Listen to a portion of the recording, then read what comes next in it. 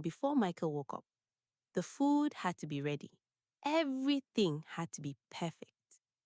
She swept the floor carefully, washed plates from the night before, and put a pot on the fire. As she cooked, her mind wandered. She remembered the dreams she once had, walking, laughing, feeling loved. All of that disappeared just 1 year after marriage. Michael changed from being the nice, loving husband to the person she couldn't recognize anymore. When Michael finally came out of the bedroom, he did not greet her.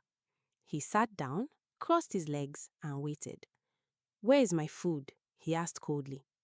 Grace quickly served him and stood aside, watching him eat. After the first spoon, he frowned. "Is this how you cook every day? You are becoming useless." "I'm sorry," Grace whispered. That word had become her daily language. Michael left the plate half finished and stood up. "Cleaned the house well today. My shirt was not properly washed yesterday." Grace nodded. She always nodded. For 5 years, Grace had carried the weight of the marriage alone. She cleaned, cooked, washed clothes, paid bills when Michael refused to pay, and never complained. When Michael insulted her, she kept quiet. When he ignored her tears, she wiped them herself. The pain that hurt her most was their childlessness. 5 years had passed without a child. Michael never comforted her. Instead, he reminded her of it during arguments. "Other women give birth easily," he once said. "I don't know what kind of woman I married." Grace cried that night until her eyes swelled. Still, she stayed. She believed patience could change everything. One evening, Michael returned home earlier than usual. "My mother is coming to stay with us for some time," he said casually.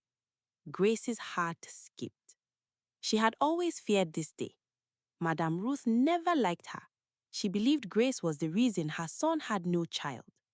Her words were always sharp, her eyes always judging. That night, Grace cleaned the house twice.